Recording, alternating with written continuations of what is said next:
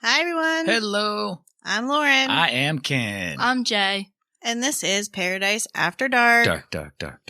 Paradise After Dark is an independent podcast covering true crime, Unsolved mysteries, Missing people, urban legends, and strange places. If you'd like to support our show and get early and ad-free episodes, plus extra Paradise After Dark content, go ahead and sign up for our Patreon at patreon.com/Palmahawk Media. That's PALMAHAWK Media. And be sure to check out our website, ParadiseAfterDark.com. On the website, you'll find links to all of our episodes, our mailing list, merch store, links to our social medias, and of course, our Patreon. And while you're at our website, we also have a little virtual tip jar there. So if you want to swing in and drop a few coins in the tip jar, we'll give you a shout out on the show.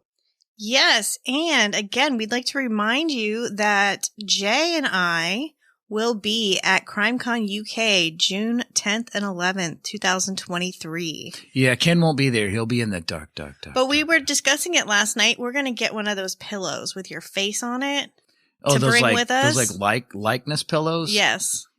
Okay. So if you What if haven't, you get them with voice chips? that'd be pretty cool. I'm going to look at it. So if you haven't gotten your ticket yet, go ahead and head over to crimecon.co.uk and use code PARADISE for 10% off. If you're looking for a great excuse to jump the pond and head on over to the UK, I mean, what a great excuse. Great excuse. You're going to go there and meet your favorite podcasters, some great people, and have a great time. And the venue is supposed to be absolutely beautiful. All right, so let's dive into tonight's episode. Yeah, tonight's episode is one of those that just, in the beginning, it sort of plays on your heartstrings, but then it gets to be so frustrating at the end. So tonight we're going to be talking about Sherri Papini, and I'm sure everybody's heard of her one way or another. 34-year-old Sherri Papini disappeared on November 2nd in 2016 in Redding, California. Sherri was reported missing by her husband Keith Papini after he got home from his job at Best Buy and found that his wife and children were not home. He soon learned that his children were still at daycare and his wife had not come to pick them up when she was supposed to. She was last seen jogging alone on Sunrise Drive in Redding. Now, this is according to a poster that was distributed in the search effort. Now, Keith used the Find My iPhone application to locate her cell phone and earbuds at the intersection of Sunrise Drive and Old Oregon Trail, about a half mile from their home. The phone was playing their wedding song, Michael Bublé's Everything. That was playing on repeat. That's a little weird. It is weird. But Sherri was nowhere to be found. Now, everyone immediately feared the absolute worst. They feared Sherri was abducted. Keith Papini was very vocal about his theory that Sherri had been abducted. "She is my wife and I know everything about her," Keith told People magazine. "I know that my wife would never leave me and never in a million years leave our kids. The abductor," he said, "is probably a stranger. My gut says it is a person unknown to myself and Sherri. My gut tells me it is just low-life people. Everybody who knows my wife knows that there's no reason for her to leave," Keith told Good Morning America days after her disappearance. "She was definitely taken against her will. She could drop her phone, but she would never in a million years not pick up our children at the time she normally would have," Keith told Good Morning America. She was out for a run. She wouldn't leave her baby, Sherri's sister Sheila Coaster told the Ventura County Star. Her neighbors in Redding banded together in exhaustive search for her and formed a tight-knit circle of support around her husband Keith and the couple's young kids. A GoFundMe account for the family raised more than $49,000. $49,000. That's huge for a GoFundMe account. Yeah. Well, Sherri's disappearance was the exact kind of thing the media in our nation craved. She was a young, white, blonde, and beautiful upper middle class mom of two. Some even called her supermom. Her marriage was perfect. She had everything she could ever want. Jogging in her neighborhood, snatched up by some depraved stranger. The story instantly became massive and was covered by news outlets around the globe. Now, photos of Sherri, her wedding pictures, and all of them, she is beaming with perfect white teeth, were plastered on TV all over the country. Now, she was on the cover of People magazine, and her story appeared on every large news network nightly. The family offered a $50,000 reward to anyone with information leading to Papini's whereabouts.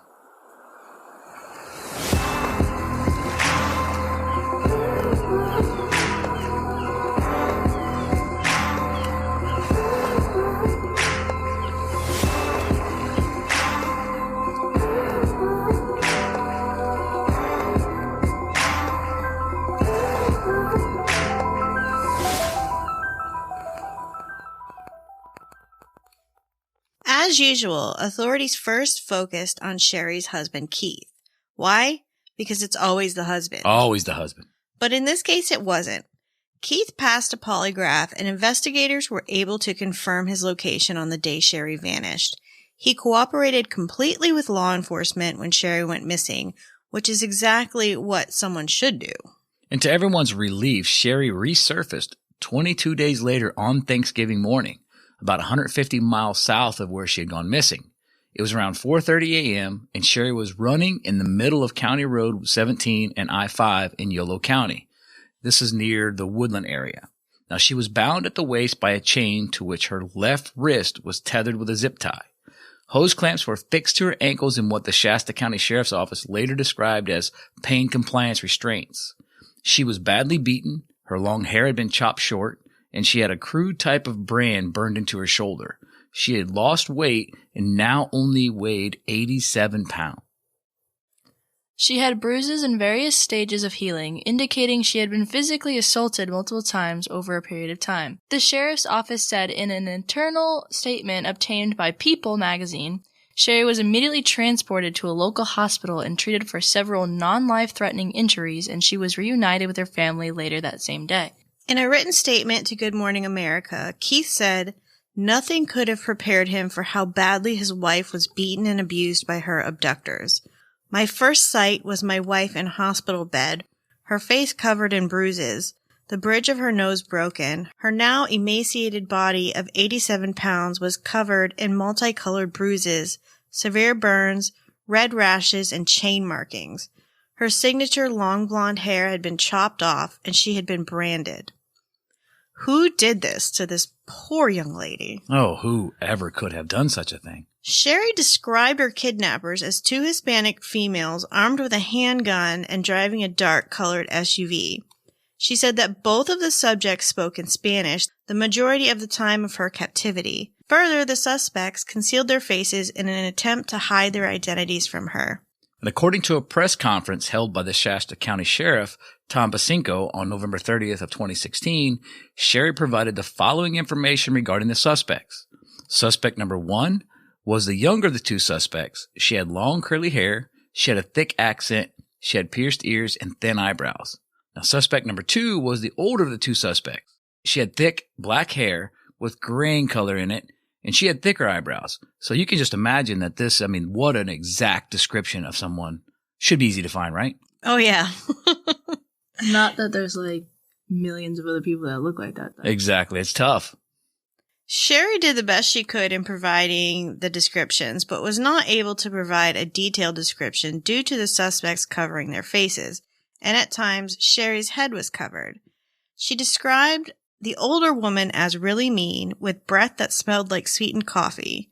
She said she spent much of her captivity chained in a room with boarded up windows, and that the women played loud music. But none of the things that Sherri remembered really helped authorities track her alleged abductors. Shasta County Sheriff Tom Basinko did warn the public that these women were out there and were armed and considered dangerous. The Shasta County Major Crime Unit dedicated all available resources towards this investigation. Obviously, they got to do this. It's getting so much media attention. They have to basically figure this out with everything they've got. Yeah, they're under the microscope. Exactly. The whole nation is watching. Well, evidence items gathered from the Yolo County scene were submitted to the California Department of Justice for physical examination and processing. They're reaching out to any and everybody that's willing to help. Detectives showed Sherri surveillance video, which was recovered on November 2nd, of several SUV-style vehicles that were seen in the area at the time of her abduction. And according to Sherri, none of these vehicles shown to her in the video were a match to what she was kidnapped in.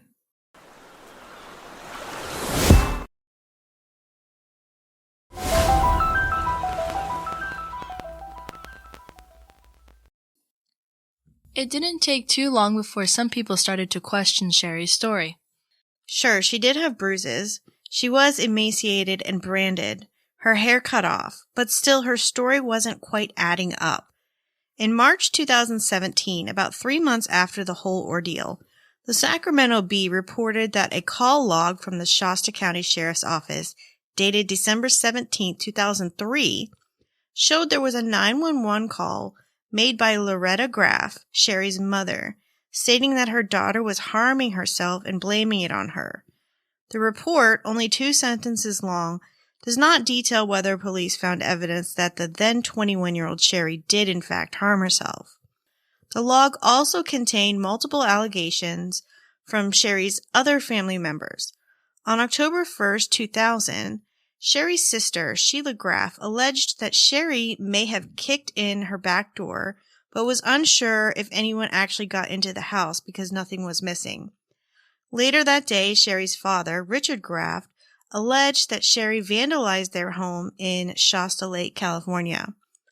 3 years later, on October 3rd, 2003, Richard Graff also alleged to police that an unauthorized withdrawal was made from his bank account and that he suspected it was Sherri, who was living with them at the time.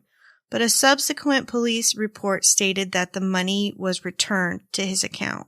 So it appears as if this perfect mom, perfect wife had a little bit of a rotten streak in her. In an exclusive statement to ABC News released by Papini family spokesman Nicole Wool, the family slammed the shameful Sacramento Bee for its coverage. Sherri Papini and her family are very recent victims of an extremely violent crime that has painfully and dramatically changed the course of their lives forever. Reads the statement, "It is shameful that a media outlet would intentionally exploit Sherri and Keith in their young children's trauma. For the sole purpose of clickbait and selling papers," the statement continues, "the newspaper's decision to aggressively seek out and publish unsubstantiated online activity and distort phone conversations from 16 years ago is victim blaming at its most egregious. It is our hope that the media will honor their privacy as they work through the difficult time." In October of 2017, officials provided new details of the sensational kidnapping case. Now, first, according to phone records, Sherri had been texting with a man from Michigan, trying to meet up with him before going missing. This man was cleared of any wrongdoing, and it was found that Sherri had both male and female DNA on her clothing. The male DNA was not of her husband's.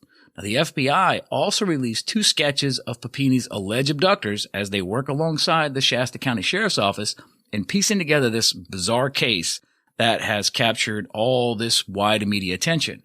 Now, these sketches were not put out right away, so why did it take nearly a year to get these suspect sketches released? Doesn't it seem a little odd that it would take that long? Yeah, it seems like that would have been like one of the very first priorities. You would think that that's the first thing that they would force Sherri to come up with, like, hey, we need to know who we're looking for. Your descriptions aren't that great. Now, in November 2017, nearly a year after Sherri's abduction, a surveillance video that showed her running near a church along Interstate 5 in Yolo County after she escaped her captors was released to the public. Now, the video is grainy, but it does appear that she is bound in some fashion. A year after Sherri's kidnapping, detectives were still struggling to identify what they call the obscure letters branded on the back of Sherri's right shoulder. And they have no explanation for why Sherri told an FBI forensic interviewer that at one point she fought back against her younger captor, slamming the woman's head into the toilet in an altercation that left Sherri with a cut on her foot. And yet hospital photos from the day of Sherri's recovery show no evidence of a cut. That could be construed as inconsistent, Jackson told People magazine. If there's no clarification from Sherri, we take it for what it's worth and go on with the investigation. As for his own gut feeling, Jackson pointed out that he was one of the first to interview Sherri last year. There's no information that would indicate it's not true, he said. I have invested almost a year of my career on this case, and we will continue on until we get some answers and hopefully get some people in custody soon.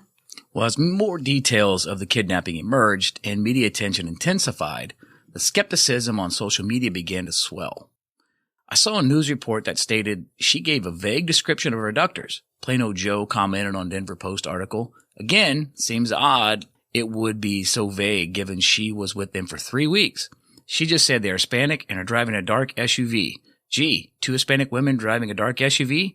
Can't be more than a few thousand of those across the roadways of America in any given moment.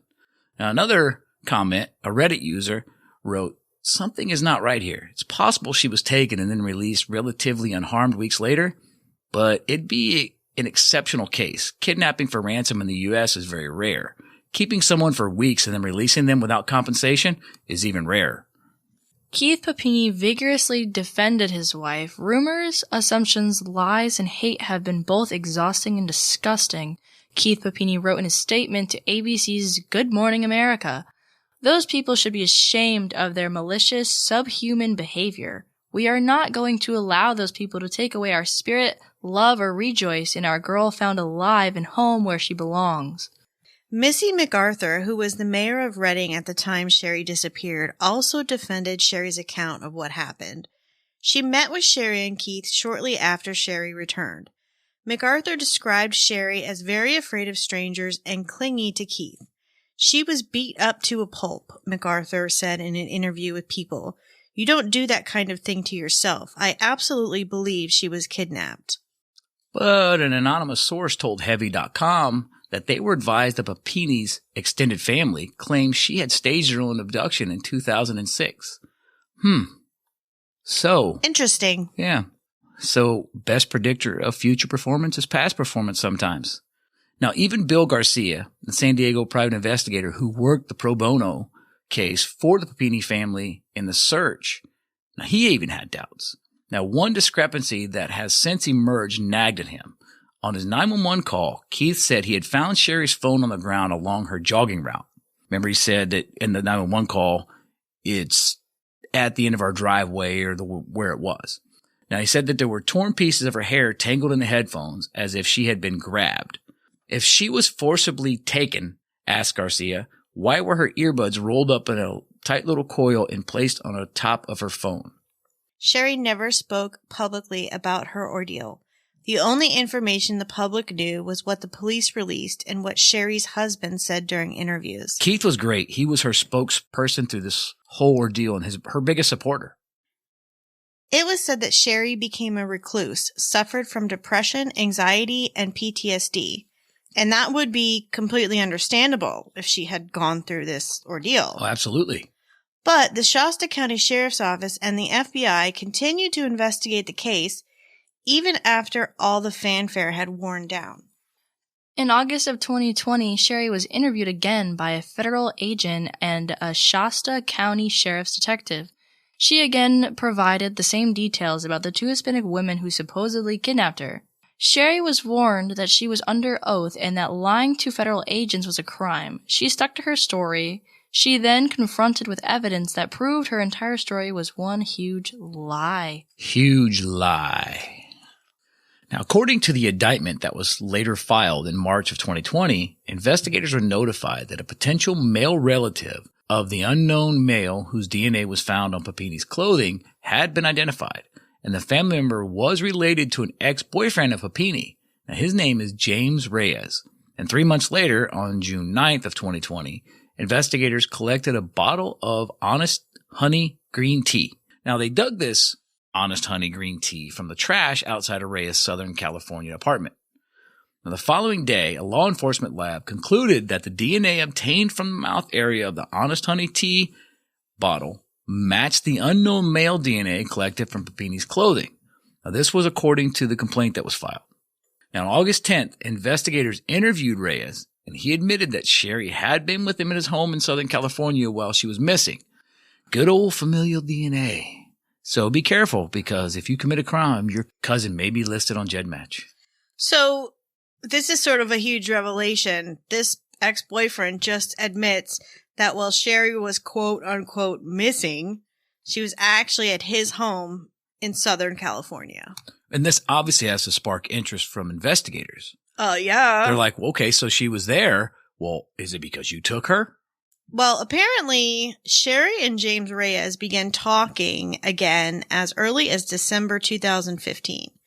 Sherri told him that her husband, Keith, was abusive and that local law enforcement was not investigating the incidents, according to the complaint, which noted that the Shasta County Sheriff's Office did not have any domestic violence reports filed by Papini. Reyes called Sherri a good friend and said she had asked him for help, according to the complaint. Papini told him that her husband was beating and raping her and she was trying to escape. Reyes purchased 2 prepaid cell phones so they could talk and text without being found out by her husband, Keith. He claimed that it was Sherri's idea for him to come pick her up in Reading on the day she disappeared. She actually physically wrote him a letter. Oh, she did? Yeah, she wrote him a letter saying, hey, come get me. This was corroborated through evidence of the 2 prepaid cellular phones that were tied to Reyes that would communicate with each other, one from Sherri's location and one from his location.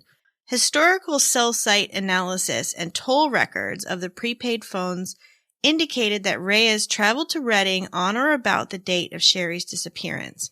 Sherri and Reyes exchanged text messages on the morning of her disappearance, and they met up around the location where Sherri was last seen. The two then traveled to Southern California together.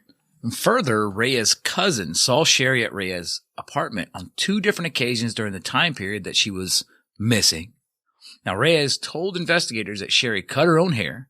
She began to hit herself to create these bruises, and she had chemical burns on her arms that she got while cleaning his house.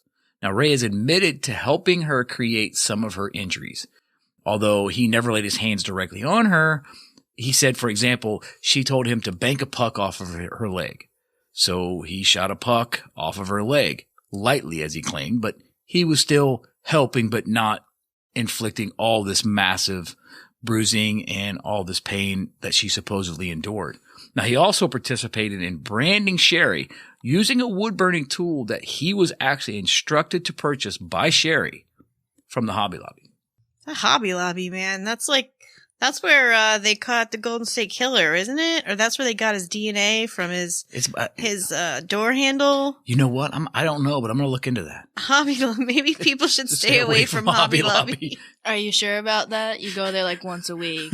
I do go there like maybe once every few months, but whatever. No, I beg to differ. Wait a minute. You go there once a week? That's making me a little nervous now. For her stickers. Oh, do you drink green Honest Honey tea? She No, probably I don't. gets it at the little fridge. All right. Stop picking on me. Reyes said they did not have sex while she stayed with him. He was very adamant about that. Well, how did his DNA end up on her underwear? So let's clarify that, though, because it keeps saying that his DNA was found on her clothing. It was actually found on her underwear. Well, I think from what I gathered in my research that it was because he actually did her laundry. Oh, okay. Well, after about 3 weeks, Reyes had a friend rent a car for him, and he drove Sherri back to Northern California. This was corroborated by the rental car records and the odometer reading. Even after being confronted with all of this information, Sherri Papini stuck to her story about being kidnapped by 2 Hispanic women, held captive, and beaten for 22 days. She sounds like an attention whore. She pretty much is. Well, one thing to note on this rental car agreement, it was literally like he got in the car and drove. So we're talking like, what's on the miles? I think it was like 10 hours. Exactly. He drove 10 hours there and then turned around and came back. Same thing when he picked her up. It was there and back. So this guy went above and beyond to be a friend. So to quote my favorite infomercial, but wait, there's more. Now, remember toward the beginning when we told you that investigators had found texts between Sherri and a man that lived in Michigan? Well, he wasn't the only one. Now, according to the criminal complaint filed against Sherri, there were 2 men's phone numbers stored in Sherri's phones. However, they were actually listed under female names. Travel records show that the Michigan man traveled to San Francisco on October 28, 2016, and flew back to Michigan on November 2nd, the day Sherri vanished. The man admitted to investigators that he met Sherri in 2011 when she was in his area for work. They spent that weekend together and continued a text relationship throughout the years. They had planned to spend time together when he traveled to California, but he returned home without seeing her. The second man told investigators that he met Sherri in 2000 or 2001 and had dated her for several years. He described her as an attention-hungry person who told stories to get people's attention. Or as Jay calls it, attention whore. Yeah, I go to school with enough of them. He stated that after they broke up, she made up stories about being abused by him, as well as her family and especially her father. Authorities also spoke to the person who ran a youth program called Friday Night Live. This is where Sherri met the second man from her phone. Now, this person stated that he didn't like having Sherri in the program because she was, quote, good at creating different realities for people so that they would see what she wanted them to see, which got her a lot of attention. Well, we also learned from the criminal complaint that Sherri had been married before. Now, Sherri married her first husband, who was in the military, to get medical insurance because she had a heart murmur issue. Now, Sherri's mother told investigators that Sherri traveled all over the world with her first husband. And investigators located this man, and they did interview him on November 14th in 2016. Now, take note of that date there, November 14th, 2016, 12 days after she first disappeared. Now, he confirmed that he and Sherri were married in 2006 prior to his deployment overseas, and stated that they married because Sherri needed health insurance due to complications related to regular egg donations. So she didn't have a heart murmur. She was donating her eggs, which I know that you can do that for money. You're So what? She was donating her eggs? Yes. I guess right now it would probably get you a lot of money. Oh, not those eggs. No, not those eggs. So does this mean there are a lot of little Sherris running around this world? It could be. Well, her former husband stated that they never actually lived together and did not travel together, except for once when she visited him in Japan. Now, when he returned from deployment, Sherri told him she had found someone else and wanted a divorce, to which he, of course, agreed. Sherri had told her former husband that her family abused her while she was growing up. Now, after the divorce, he heard from mutual friends that she had this history of lying. Imagine that. Everyone, you don't say. Yeah, has this. So Sherri Papini is maybe just not always honest. Investigators also interviewed several of Sherri's friends. These friends described Sherri as being crazy and wild when she was young. They recounted that she used to run away, and one described an incident in which Sherri ran away from home at the age of 16 to Southern California and stayed with friends.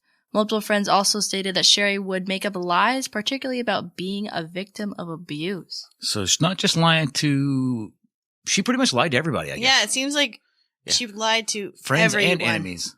So from the criminal complaint, we learned all the details about Sherri's supposed abduction.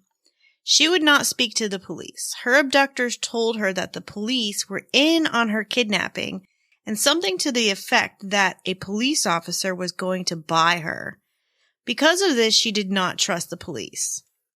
Authorities gave her husband Keith a tape recorder and had him ask Sherri the questions they wanted to be answered. She told Keith that the woman had driven by her as she was jogging, produced a small revolver, and told her to get into the SUV. Now, she couldn't remember much of the drive. She claimed she may have been tased or hit over the head. She said she kept falling asleep while she was being driven around. I don't remember a lot. I'm missing time. The car smelled really bad, like sewage. She struck me with something. I kept falling asleep. This is the things that she was telling Keith. Now, when they arrived at the destination, Sherri described being shoved in a closet with a bucket filled with kitty litter. This is apparently where she was supposed to go to the bathroom. Now, when she finally got her bearings, she realized she had different clothes on with no recollection of how her clothes came to be changed.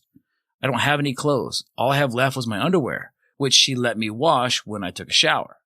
They cut her hair, and they made her wear an adult diaper. So why give her kitty litter? She described the closet as containing shelves with a metal pole to which the women hooked a cable and a chain to, with the other end of the chain hooked around Sherri's waist. There was enough length on it for her to reach the bed, but she could not reach the door.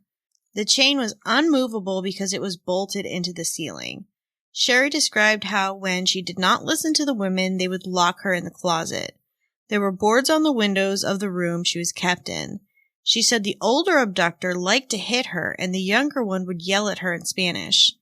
Sherri tried... How does she know which one's older and which one's younger? I guess she could see their eyes. They only covered the bottom half of their face. Sherri tried to manipulate her abductors to give her more information about why she was abducted, including offering to clean and cook for them.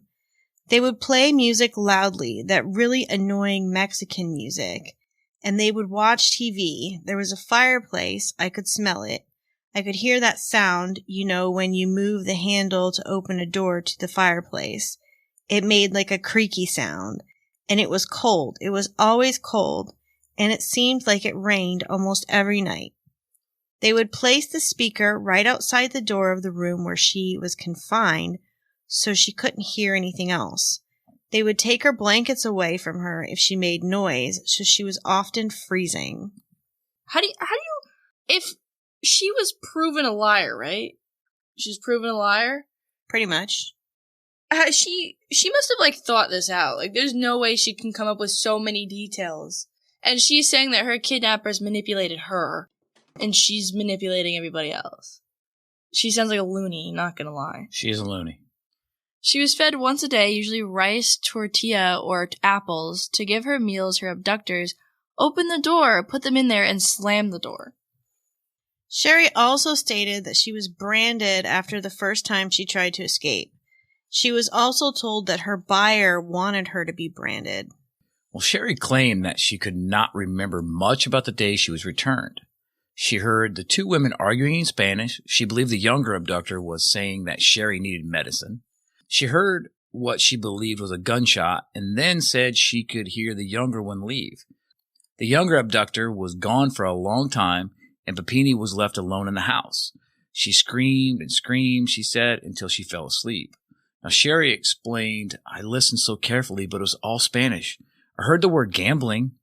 It's so ironic that she never saw these abductors, and everything they said was in Spanish, so therefore she could not make out anything that they said, so she could never tell investigators, and was, when she was forthcoming with investigators trying to explain to them, she says, I don't know what they said because it was all in Spanish. I mean, she was giving them details, but she wasn't giving them anything that they could actually use to investigate. Exactly. Just blah, blah, blah, blah, blah.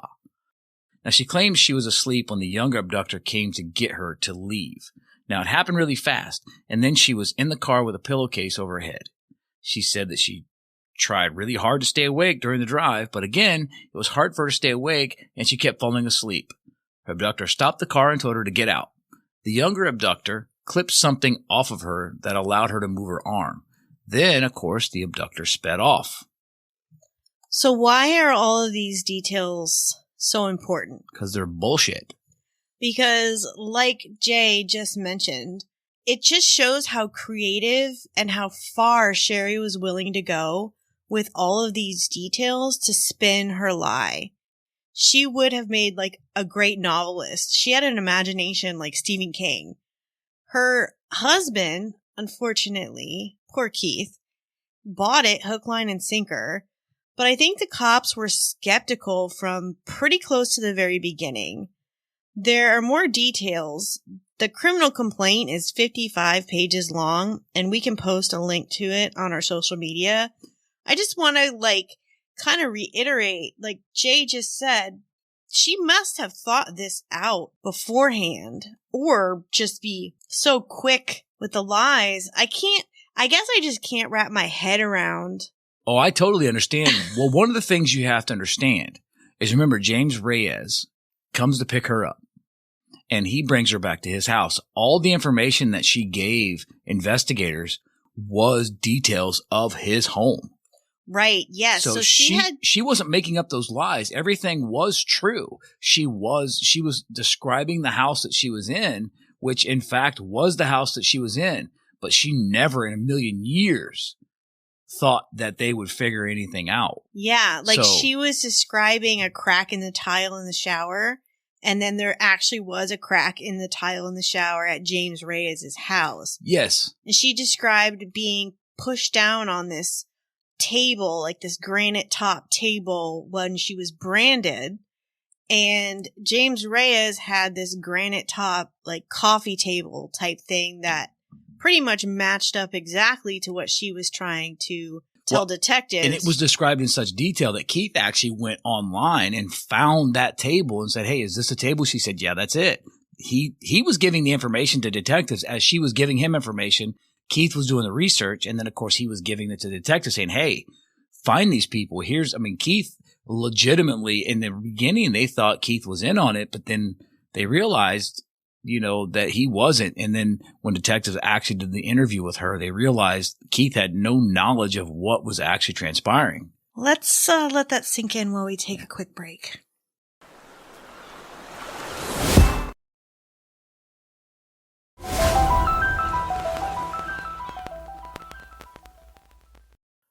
On March 3rd, 2022, Sherri Papini was arrested by the FBI. Well, finally. Federal prosecutors said the entire incident had been a hoax. She was charged with making false statements to a federal law enforcement officer and engaging in mail fraud, according to the U.S. Attorney's Office for the Eastern District of California. In truth, Papini had been voluntarily staying with a former boyfriend in Costa Mesa and had harmed herself to support her false statements, the U.S. Attorney's Office said in a release. Ultimately, the investigation revealed that there was no kidnapping, and that time and resources that could have been used to investigate actual crime, protect the community, and provide resources to victims were wasted based on the defendant's conduct, U.S. Attorney Philip Talbert said in the release. As a result of the alleged kidnapping, she has been granted over $30,000 in about 35 payments from the California Victim Compensation Board to pay for therapist appointments and other costs. Now, this is the information that was released by these certain officials. Think about this for a minute. That's money that she's getting for help that somebody else is not getting.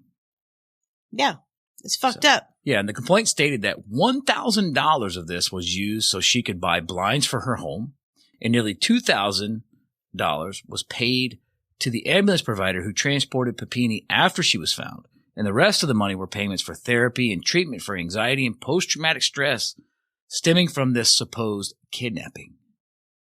Aside from that money from the Victims' Compensation Board, it cost upwards of $230,000 and countless hours of manpower, according to officials.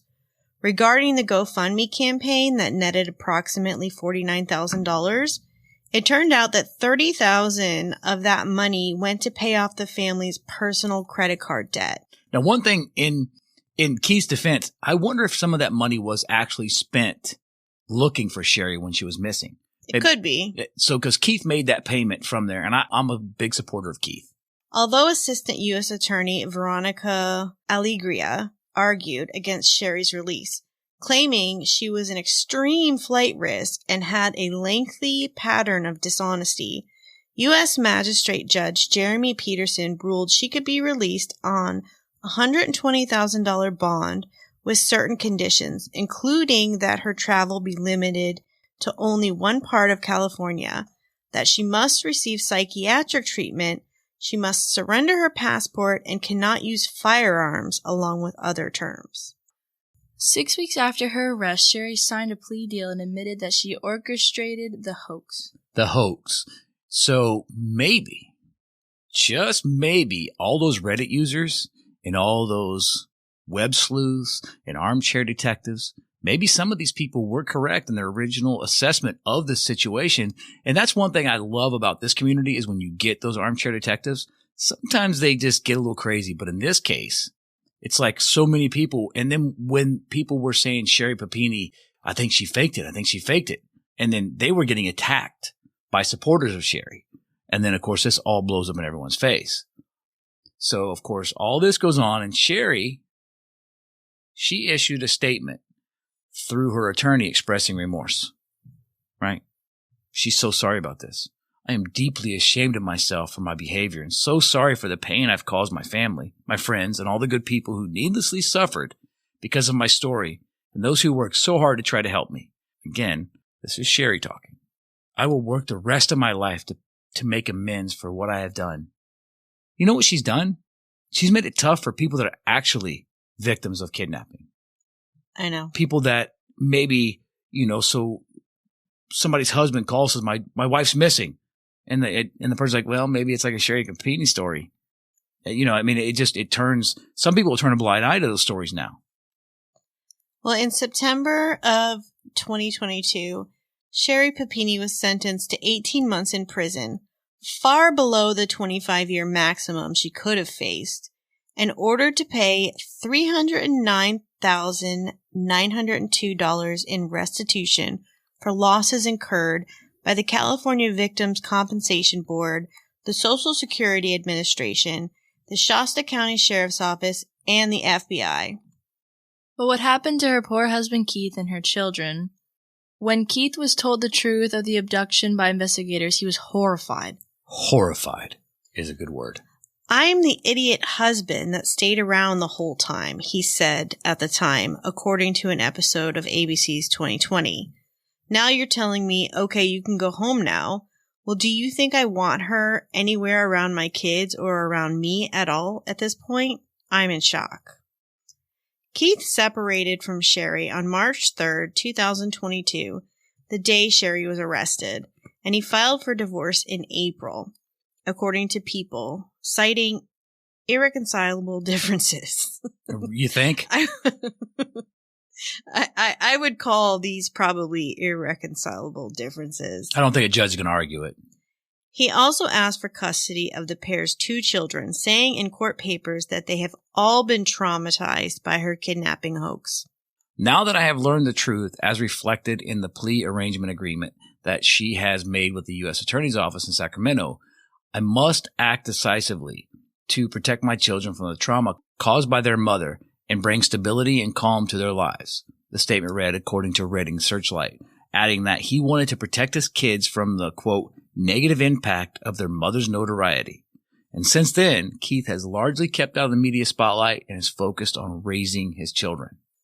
Sherri Papini began serving her sentence in November 2022 and is currently incarcerated at the Federal Correctional Institution Victorville, a medium-security federal prison in San Bernardino, California. Sherri's ex-boyfriend, James Reyes, was not charged with any crime. And you know, this is the part that frustrates me, and I'm just going to go on a quick tangent. He could have very well been arrested for this. I mean, Sherri, with her actions, might have sent this man, who was thinking that he was actually helping her, to prison for his role in this. Now, thankfully, he was straightforward with his statement to investigators, which, honestly, at first he wasn't. It took almost an hour for the investigators to literally get to him, right? So it wasn't until they started bringing up a lot of stuff. I mean, he was trying to fight off the fact that he had Sherri. He knew it, but he was telling investigators, no, I haven't seen her since then. Haven't seen her. And then finally they said, look, we've got this information. We found your DNA. And once he heard about that, he's like, okay, I'm going to come clean. I would also like to bring up that the video, which is roughly an hour and a half long of the detective speaking to Sherri after they knew the truth, should be this training film for detectives. They had Sherri retrace her abduction, look at several photos to pick out certain things that she had described in her original interview. And then the detectives had her backtracking and playing the I don't remember card. So she's like, I don't remember. Oh my God, I don't remember. But they were quick to remind her of what she had originally said. So they would like bring it back up like, well, do you remember when you originally talked to us? You told us this? Oh, well, according to this on this date, when we talked to you on this date, because they interviewed her like 4 or 5 different times after the abduction. In different locations, mind you. So that way she was, and she was given the same story. Now then they let her know that they had actually found the house. So Keith, he gets all excited. He's so excited, but then he gets confused as to why Sherri wasn't excited. Now, I'm just going to say, I'm not going to go into all the detail, but if you guys get a chance, go to YouTube or whatever it is you like to watch videos on. We can post a link on our social medias. Do it because, it's an hour and a half long. But it is worth watching if you're interested. It really shows the links that Sherri would go to and even continue to lie, knowing that the police know the truth. She acts like she's going to convince these detectives. She was like, oh, I don't know. And then when they said, oh, we know it's James Reyes, she's like, and we know that you asked him to come and get him and he drove and got you and picked you up. He didn't abduct you. He took you home. She's like, it can't be James. It can't be James. It can't. And they're like, no, it wasn't James. James, you asked James to come and get you. She's like, oh my God, it was James. It can't be James. They're like, no, it was James. He came and got you. This is what he told us. And at one point they're like, well, he showed us the letter that you wrote. He also passed a polygraph. And she's like, it can't be James. Like she was going to convince them differently. So anyway, I'm not going to go on to it. If you get a chance, go on YouTube and read it for sure, or read it. If you go on YouTube, listen to it. I guess you could read it. Is there transcripts for YouTube? Yeah. Are there really? Okay, read it. Find the transcripts. It's really cool. But anyway, go on there and take a look at it. I think it'd be definitely worth watching if you have an hour and a half. You don't even have to really watch it. You can just listen to it, and you will be just as pissed as I was. So is there anything else you want to add for this case, Lauren? No, I think I'm good. I think I'm done talking about Sherri Papini. Yeah, I think she really, really put her hurting on the true crime community and what they try to do and advocate for. So it's tough because if someone goes missing, they think, well, it could be a hoax. So that this should never really be thought of when someone goes missing, and unfortunately, I think she may have maybe hurt somebody else that maybe has actually been abducted. So I guess that's going to be it for tonight, everyone. Again, if you'd like to support the show, please subscribe to our Patreon at patreon.com/Palmahawk Media. That's PALMAHAWK Media. Check out our websites for a link to all of our social media, Patreon, merch store, and more. Please make sure to subscribe to the show on whatever platform you're listening and rate and review. This really helps us branch out and reach a wider audience. 5 stars! 5 stars! Thank you, everyone, for listening To Paradise After Dark. Dark. Okay, bye.